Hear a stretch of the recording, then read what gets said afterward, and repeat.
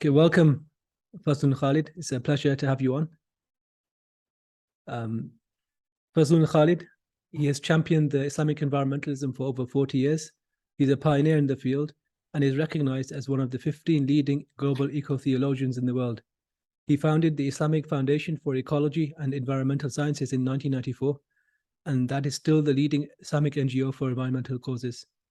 In addition to numerous articles, he's also published 2 books on the issue, Islam and Ecology in 1992, and more recently, Signs on the Earth, Islam, Modernity, and the Climate Crisis in 2019. Haji Fazlun, it's a pleasure to have you here, and thank you for coming on. Thank you. Wa alaikum salam, and it's good to be here. And yes, it's been a long journey. And when I started this work, there was no such thing as social media,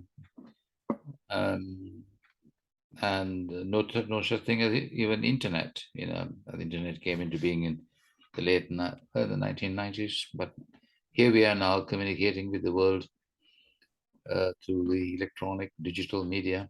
Good to be here.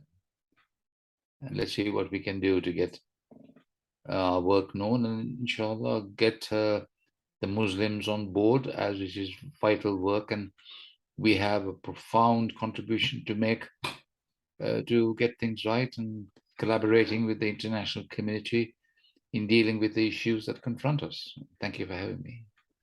Haj, you've been championing the cause for what is a lifetime for many of us. And just to say your age, how old are you? Is it 91? I'll be 90 in exactly 4 weeks' time. Wow, subhanAllah, that is incredible.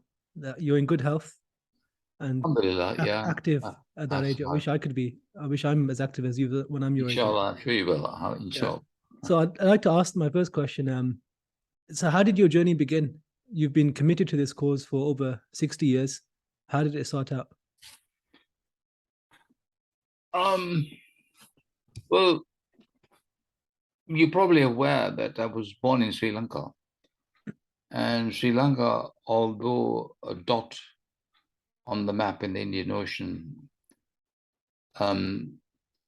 it's placed with large rainforests and beautiful surroundings, and elephant, bear, leopard, crocodiles, and all this wildlife are still there, although under threat with expanding human population. We seem to be encroaching in the habitats of all the wildlife the world over. And my father was, in a sense, although these terms were not current in those days, he was a nature lover, he was a naturalist. And then so he took us, my brothers and sisters, to the forest whenever he was able to do so. So we grew up with a love of nature. I grew up with the love of nature, and that stayed with me my whole life.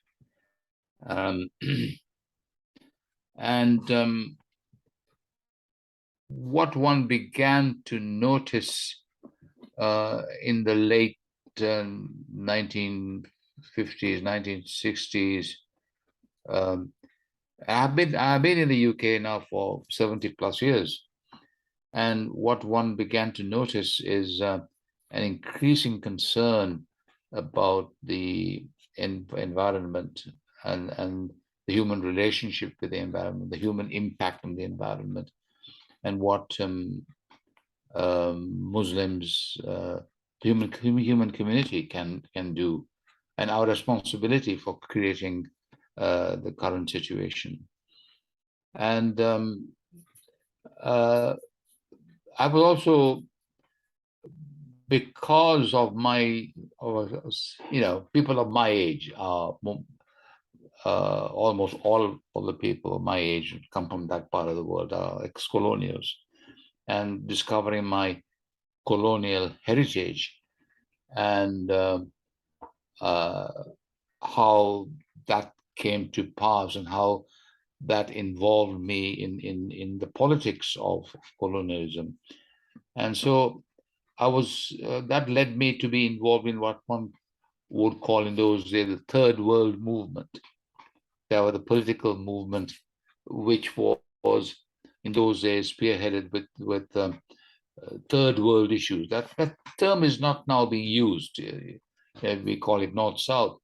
Third world issues, and we recognize great post-colonial leaders like Kwame Nkrumah in Africa, in Ghana, then Jawaharlal Nehru in India, Tito in Yugoslavia, and there was also, I've forgotten his name now, in Uganda, Julius Nyerere.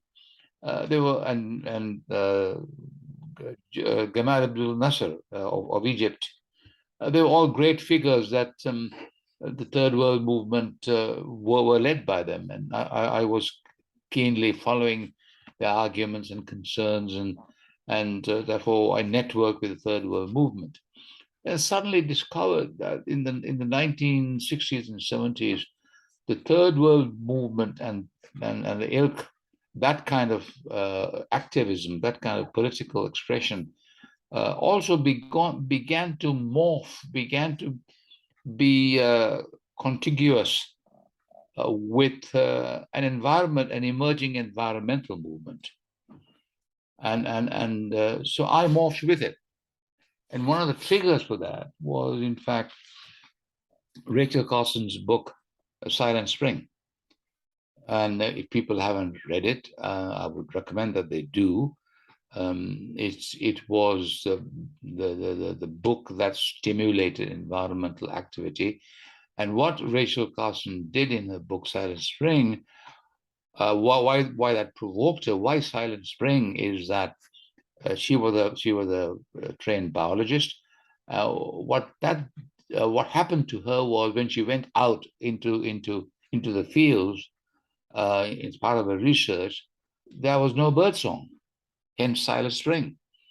You see, and the logical continuum from that is there were no birds because there was no food for the birds. The food for the birds is in the soil, the worms, and the what you call the life forms on the earth. There was nothing for the birds. And then the next question is, why were there no life forms in the earth? Because the earth has been overused. Earth lost its capacity to produce, and the earth has died as well. You see, and that was a kind of a trigger for the environmental movement. I went along with it. You see, at this point in time, there was no question of the Islamic dimension coming into my life. But then in the 1980s, I began to associate with people who are involved in this movement. And that was the beginning for me, the introduction to what one today might call, in the jargon, environmentalism. A new ism has emerged. It's always the case. We create a problem and we create an ism to deal with that problem. So a new ism emerged, and I became part of it. See, and I became part of it, and that movement eventually emerged as the one particular movement I was involved in, as the Alliance for Religions and Conservation, which was supported by Prince Philip, the late Prince Philip, and one of the foundational events of that event, of that emerging of that organization, was what would call the Assisi Declaration. The Assisi Declaration came about in 1986 when Prince Philip, with the assistance of Martin Palmer, who was the force behind the Alliance of Religion and Conservation, held a multi-faith gathering in Assisi in Italy, and it's a well-known religious area for the church, and the major faiths, Islam, Christianity, Judaism, Hinduism, and Buddhism, were represented, and out of that, not only did it put together the Assisi Declaration, out of that emerged this movement. And when I got involved in this, I was then asked to edit Islam and Ecology. That was the first book that came out in 1992. And Islam and Ecology was part of a movement, part of a project that produced the same Judaism, Christianity, Buddhism, Hinduism, Islam, and ecology. There were 5 publications that produced these booklets, you see. And that was the beginning for me, you see.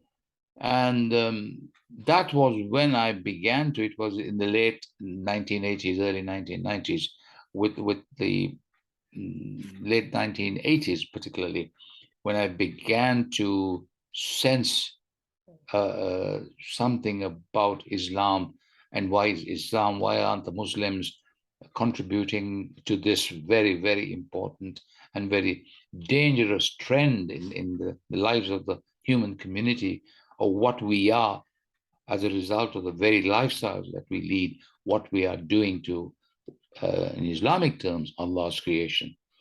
That was all the time when one member, one person in one of the meetings I was in asked a question, well, Fazlun Khalid, what can Muslims contribute to this? What has Islam to give? You see, that was the trigger for me to begin to discover in the 1980s what Islam had to offer, which then kept me going in this path. Mm. And in 1994, you started IFES, which is the Islamic Foundation for Ecology and Environmental Sciences.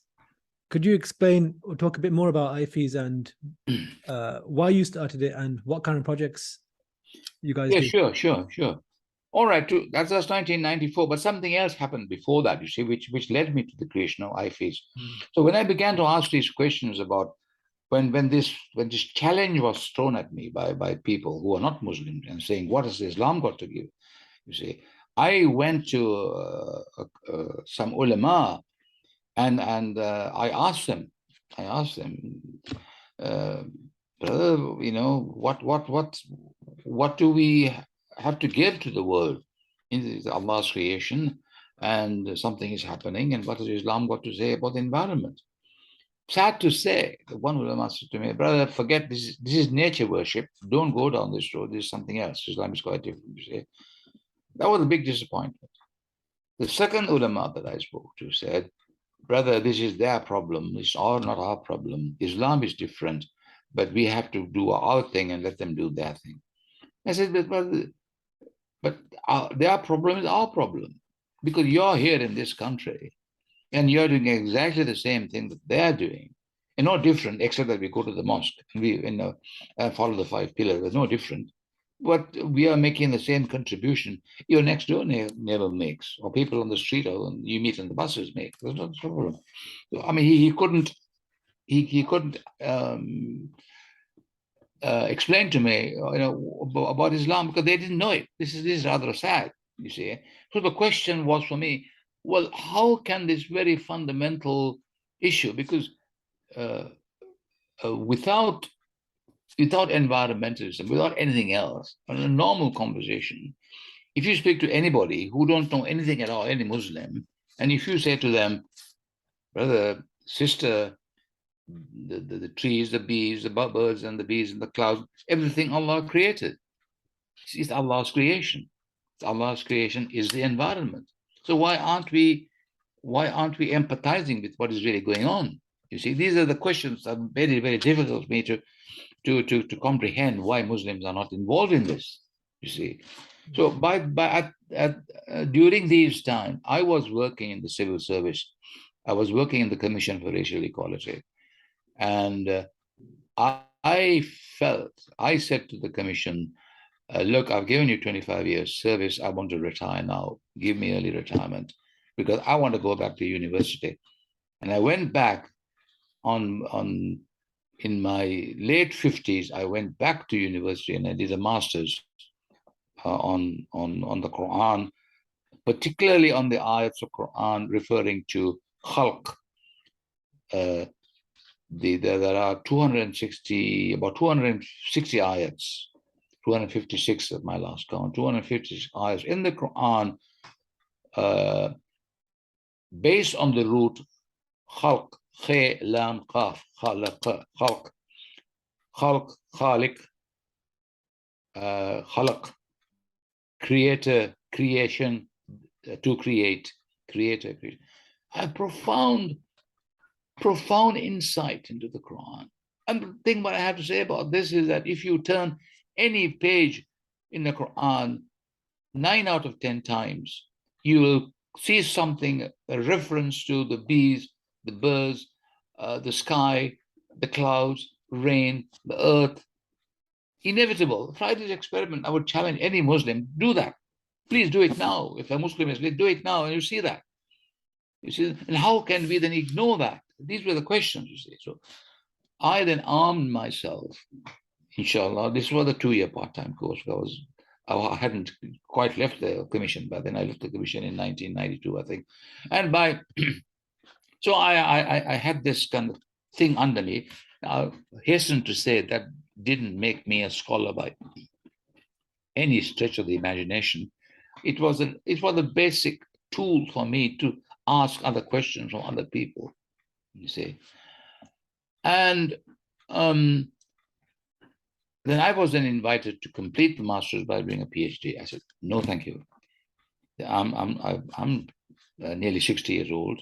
I'm not going to looking for any work. I don't want to be academic. I don't want to go into academia. I want to give practical expression to this, what I have discovered, and work with other people who have more knowledge than me to give this a reality, you see. And that was the background to me, what I had learned before 1994, when I went back to university and got my master's, and everything that happened before that was the trigger for me to say, look, I've got to get involved. I'm involved. I've got to get other Muslims involved in this. And the motivation for that was the motivation for starting our website in 1994, you see. and that's the background to that, you see. But having started that, it was uphill all the way. It was, if I might use the phrase, one hell of a job to get the Muslims involved in this work, particularly the ulama. You know, and then fortunately also there were Muslims who were beginning to get involved in this work. One of the earliest of my experience was Sister Harfiya Halim, who's the wife of Professor Abdul Halim of SOAS, who then produced a translation of the Quran himself, and she was very closely involved in that. And there were people like her, very thin on the ground, who I was able to work with and exchange ideas. And all this time, my main kind of supporters on this work was the non-Muslim Alliance of Religions and Conservation, you know, and working with Martin Palmer and Prince Philip and people like that led me into a wider arena, into a global arena, where I could work with Muslims and other faith communities and give expression to his work. And that was the beginning of the website and the beginning of the work. 1994 also was also the time when we were established as a charity, you see.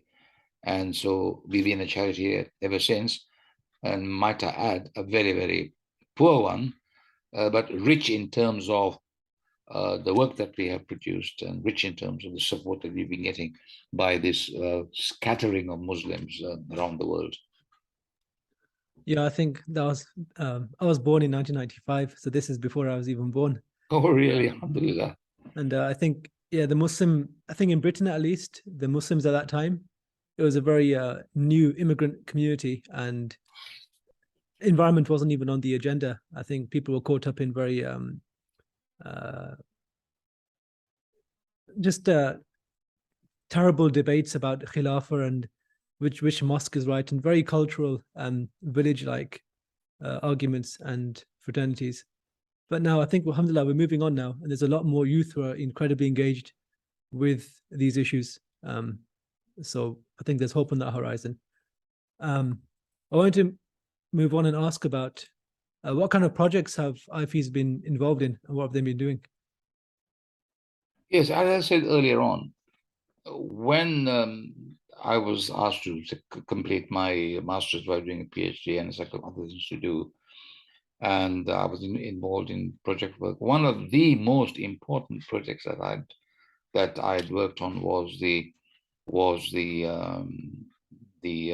Zanzibar project, where we stopped fishermen from dynamiting coral reefs. I think their access to that, and eventually They were dynamiting coral they were reefs. dynamiting coral reefs to get. Why? Wow, that is. That's the easy way of fishing. It's a way of fish. Oh, to explode the coral reef, and the fish will just Yes, that's right. pull out the water. That's right. And dead fish, they're scooped up in nets. You see. Wow. I think, Alhamdulillah, if you haven't already seen it, the Americans eventually were so important for the world at large, but it appears not for the Muslims. They came and made a documentary out of that. And the link to that documentary is on our website. And I say to listeners, please go and have a look at that. Because what happened was then, so I moved from the 1980s phase to the 1990s phase, where the works were expanded into looking at what Islam has to offer per se into this world, how we could, from the very basics of the Quran, inform, enlighten, motivate Muslims into taking some interest and moving on after taking into something positive, you see. So what I was doing after in the second period or the third period of my work was to produce Islamic material so that people could access this. And one major resource that I produced was Quran creation and conservation. And we'll talk about this. I know we are involved in a project. We're going to present Islam in a different way in an event that's going to happen shortly in November. So Quran creation and conservation came out in the, I produced this in the mid-1950s, late 1950s, long before the internet came into focus, you see, long before PowerPoint, you see, and how this was done. So again, I say to people who are listening to this, go to our website, go to the resource section of the website, and you will see a reference to Quran creation and conservation. That's a free download. Please download it, tell your children and your people and your friends and relatives about this and what this is about. If that resource was entirely made of Quranic ayats, and the way the technology was summoned to publicize this kind of work was the slide projects. So I had 24 individual slides where we projected this. I don't know if young people today know about the slide. You know about the slide projects in the old days? You don't know that. There you go, you see. Yeah. And there were individual slides that you inserted on a projector, and it created the image on a screen. You did it slide by slide. Oh, I know this. Yeah, exactly. But the thing about that, and things move, technology moved so quickly, and this is why in my book I refer to the acceleration of history, how technology has accelerated our lifestyle, and everything we know about living is just sort of going uncontrollable. People don't know what's happening to them. Now, 2 or 3 years after I produced this particular resource, bingo, there emerged PowerPoint, you see, and the whole technology, the whole business, the whole science, and all the infrastructure with created to the slides system just crashed. You see, well, that's in parenthesis. But getting on to the real story is that, and I tested this particular resource, Quran creation and conservation, initially in undergraduate students in the Penang University in Malaysia. That was going back to 96, 97. And then I tested it in secondary schools in the UK, and tested it in a community organization in Birmingham. They seemed to like it, you see. And whilst this was happening, I received a phone call from WWF, and the phone call was about an NGO. He was Rob Wild, who eventually became a good friend of mine. And the phone call went like this: Fazlun Khalid, yes, I'm Rob Wild. We have a problem. I said, what's your problem? Well, WWF and other international organizations have been working with the fishermen in Zanzibar and the eastern coast of Africa. They've been dynamiting coral reefs, and we cannot do anything to stop them. We tried everything that's possible from the secular perspective, and I understand that you're working on the Islamic dimension and conservation. Can you help us? So I said, look, I have a teaching resource that I've just produced, and I wanted to test it on a real life situation. So I've tested it in universities and schools and community organizations, but I can come and set up a workshop with the fishermen in Zanzibar. They said, welcome. And eventually, I negotiated my airfare with WWF. I went to Zanzibar, they put me up, and I set up a 2-day workshop based entirely on this resource, Quran, creation, and conservation. And Zanzibar, people may know, is divided into 2 islands. So the islands together is known as Zanzibar. The big island is Unguja, where most people go. And the northern island is about a 2-hour ferry ride from Unguja, which is called Pemba. And I was taken to Pemba. And a village called Chake Chake in Pemba. Now, the fishing grounds, now there were a host of little islands around there, and the main island was Misali. Misali is a corruption of Masalla, and it has a kind of religious connotation, in that people there believed that a sheikh used that Misali island as his where he retired to and where he prayed. So it became known as Masalla. And that was where the fishing grounds were, and where the fishermen were mainly dynamiting. So I was in Chake Chake, 1998, 2-day workshop, about 30 people, men and women, fishermen's leader, the local masjids, the local ulama, community leaders, and the media. And of course, the NGO, which was Conservation International, WWF, participating in it. And I said to them, I'm not here to give you, at the beginning of the workshop, I'm not here to give you a bayan. I'm not to give you a dars. I'm going to involve you in studying Quran. You're going to study the Quran and you're going to tell me what you understand by it and what you're going to do about it, you see. So the workshop was divided into 4 breakout groups, and each breakout group dealt with a theme. And the first theme was Tawheed.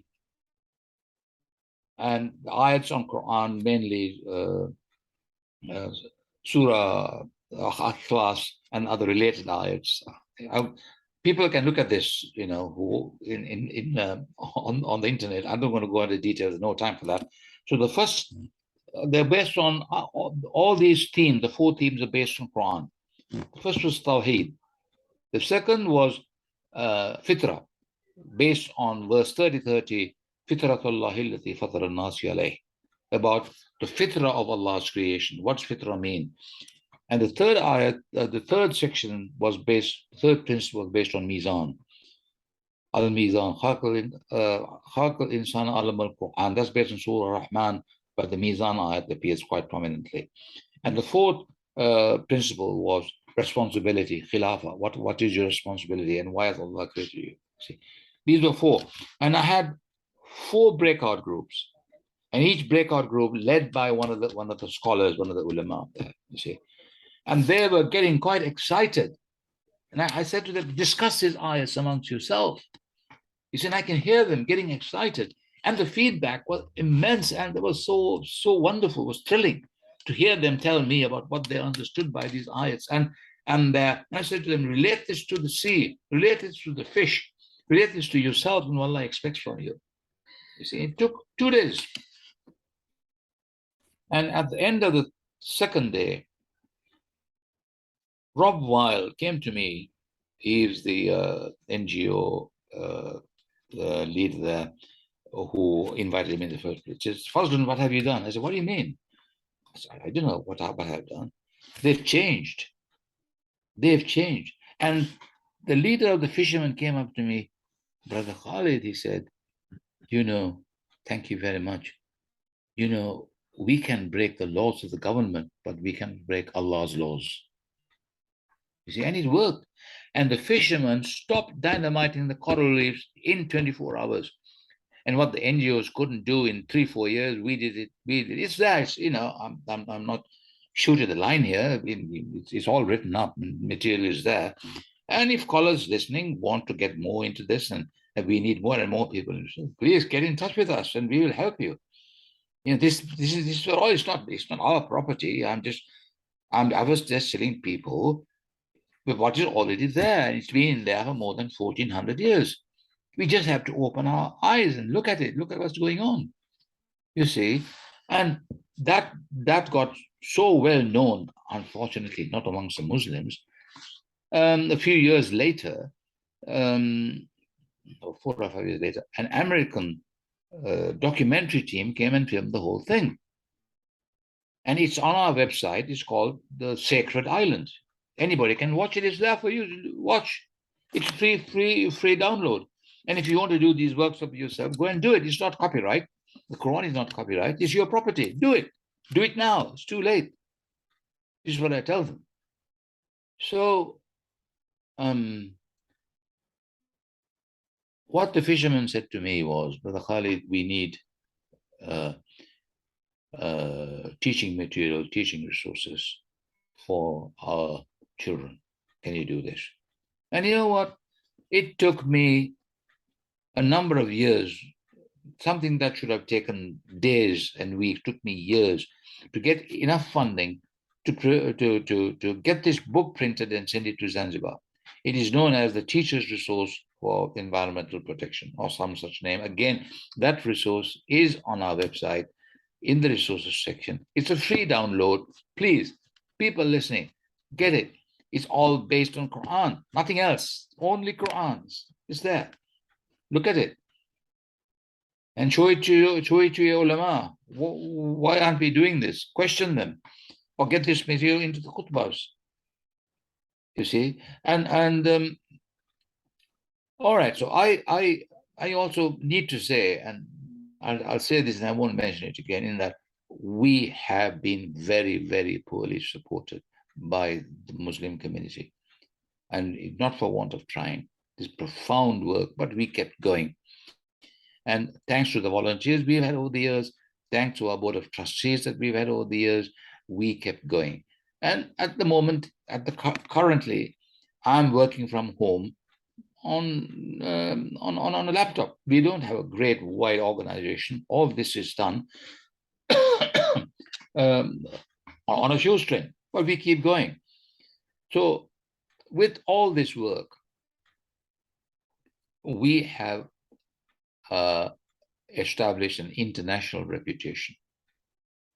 And to the extent that today we are working with the United Nations Environmental Program in producing a major document called Al-Mizan. The first draft is out, and we are trying to get this translated into Arabic.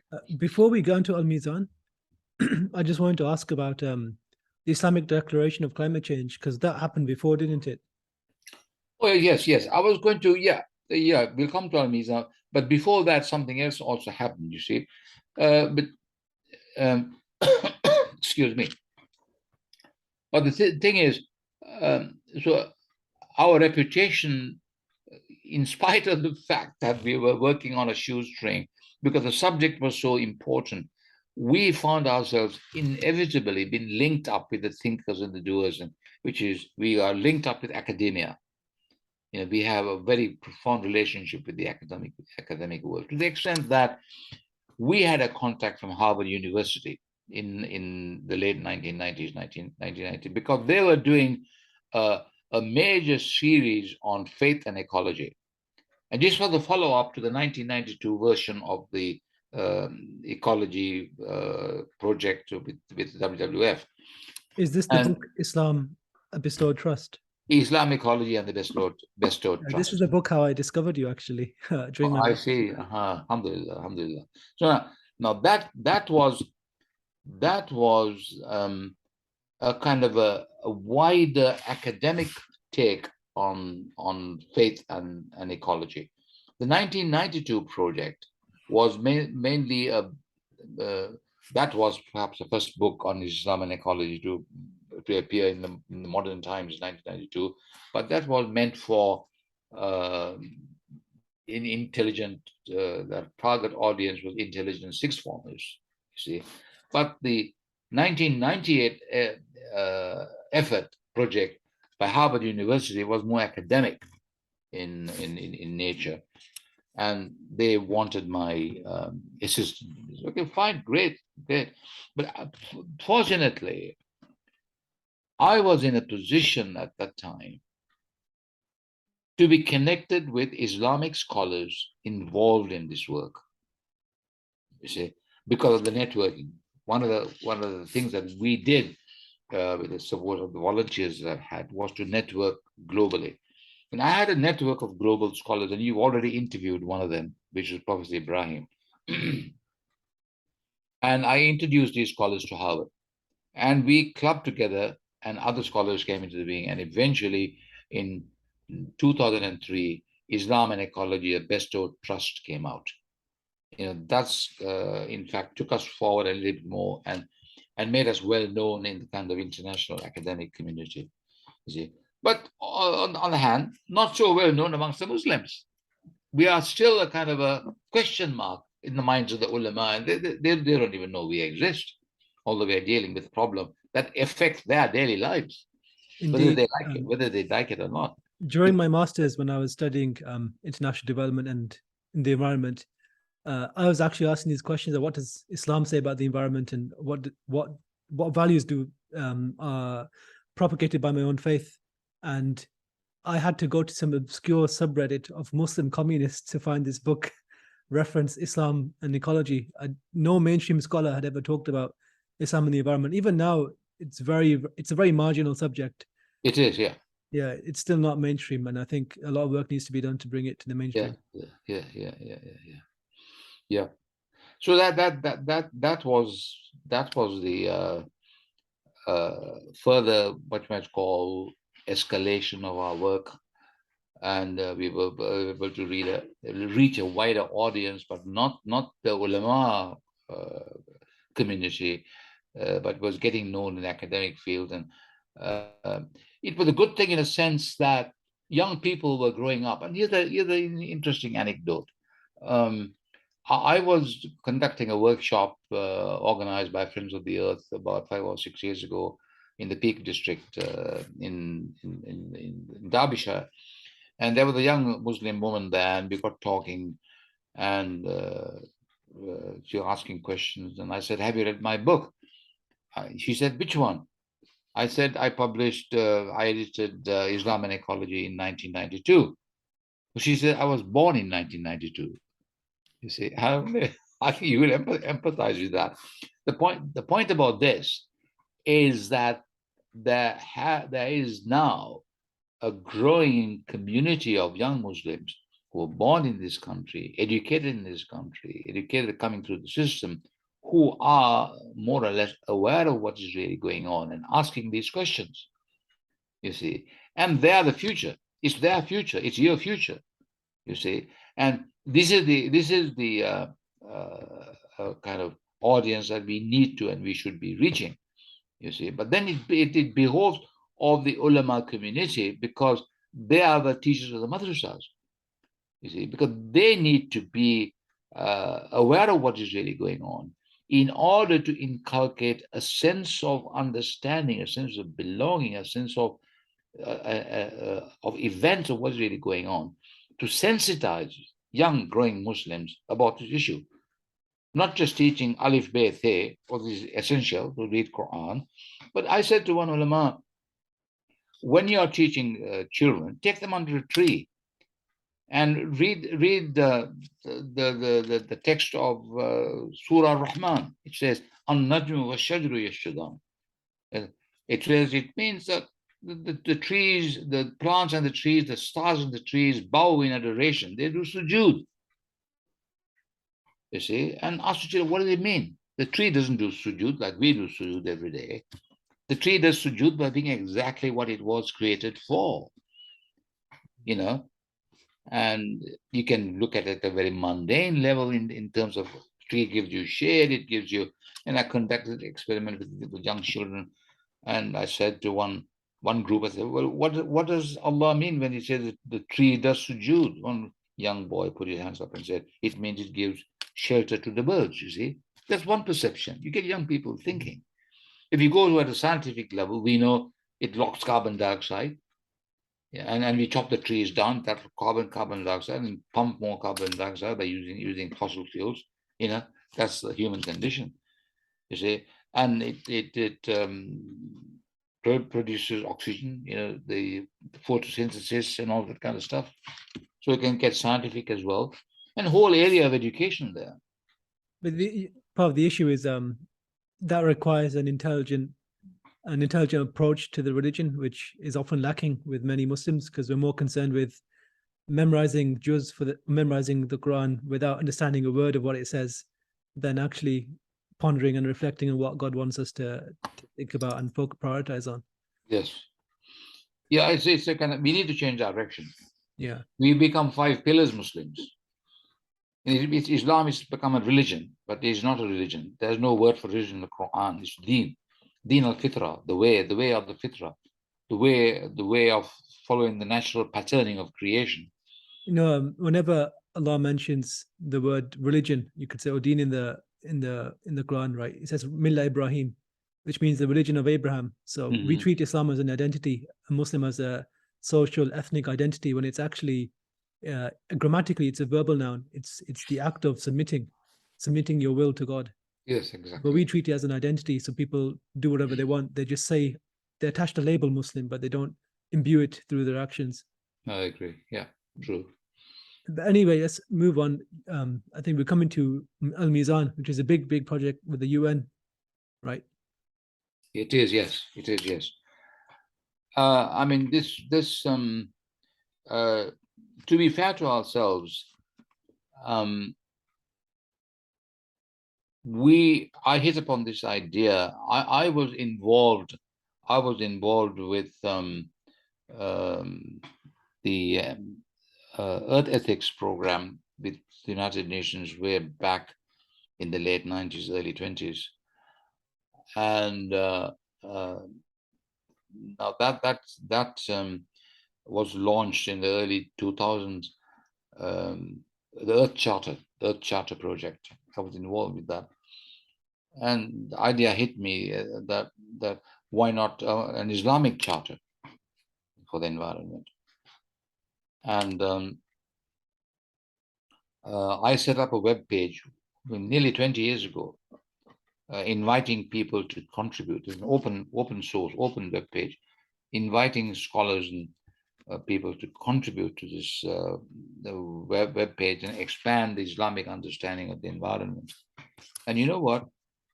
After nearly 20 years, I had just 4 responses, and 3 of them were women, bless them.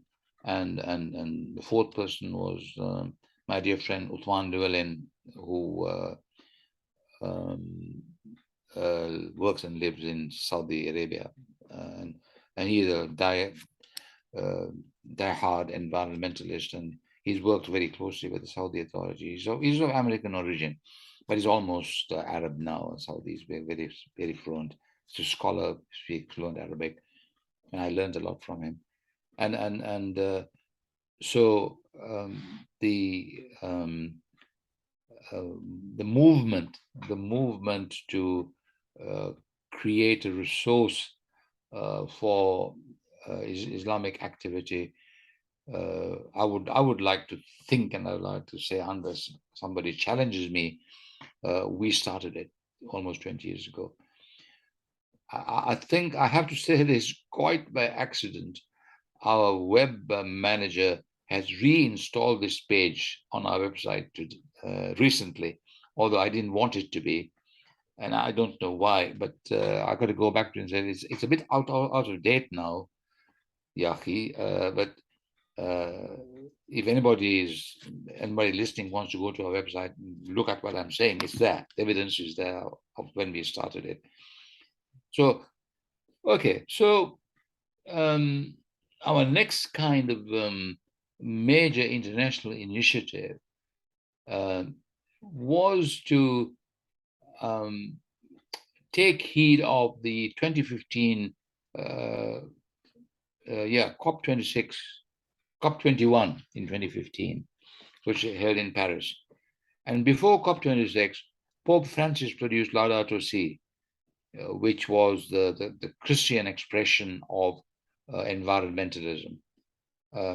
It's a profound document based on the Christian teachings, over 40,000 words strong.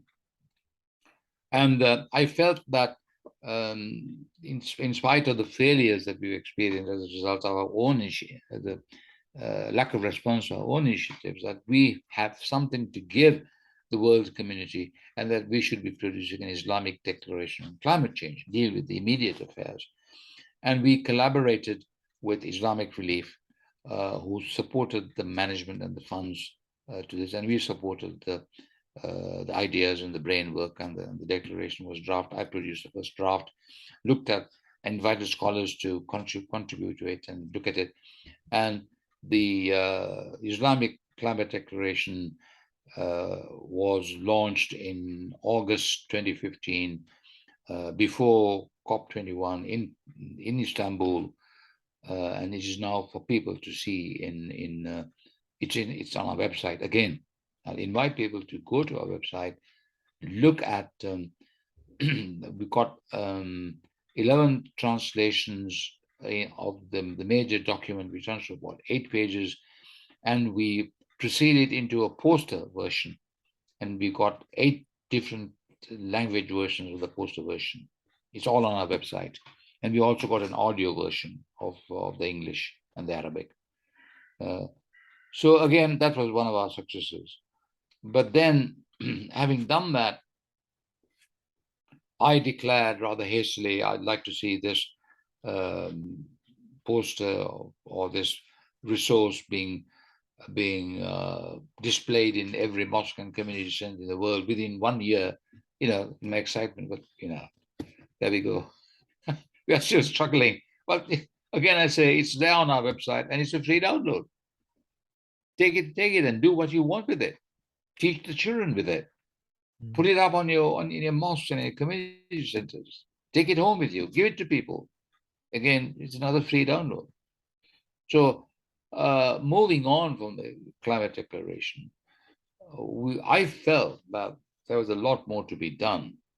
And when we have if I may say so, much more than Laudato Si, although Laudato Si, I acknowledge, is a very good document and it's a motivational event for the Christians.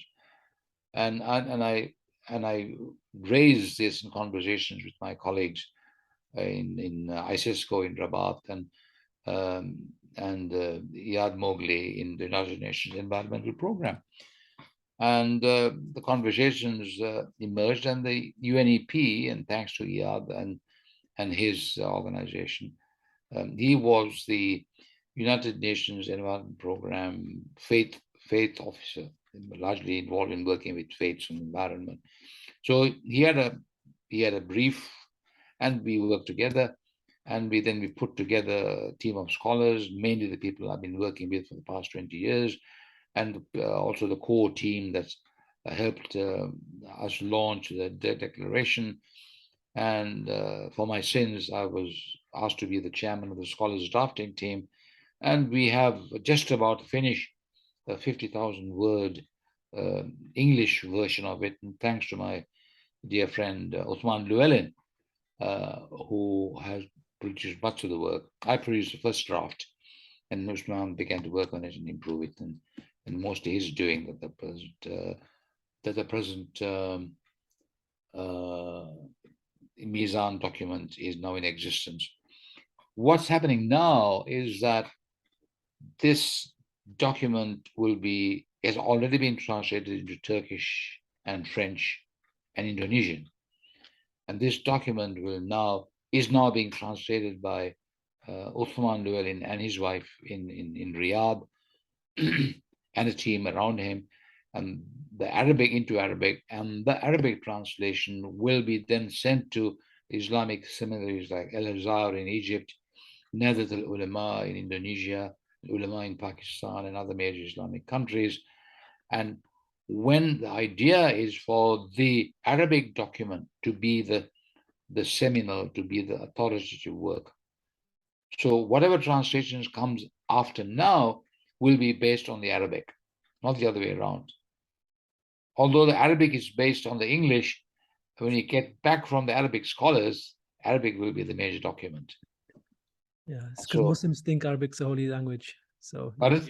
Muslims think Arabic's a holy language, so you got to do it in Arabic. Yes, of course, it's the Quranic language. Yeah. Yes, so it'll take pride of place, as the Arabic will take pride of place, and the translations will be subsidiary to that. Mm-hmm. And so that's the Islamic Declaration on Climate Change, right? No. Islamic Declaration on Climate Change took place in 2015. Okay. I've been talking about Al Mizan.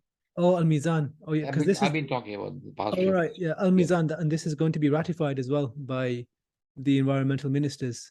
Inshallah, that's the idea. That's the plan. Yeah. Hajj is getting late, so I think we'll leave it there. Thank you. Yes, okay. Thank you for coming on.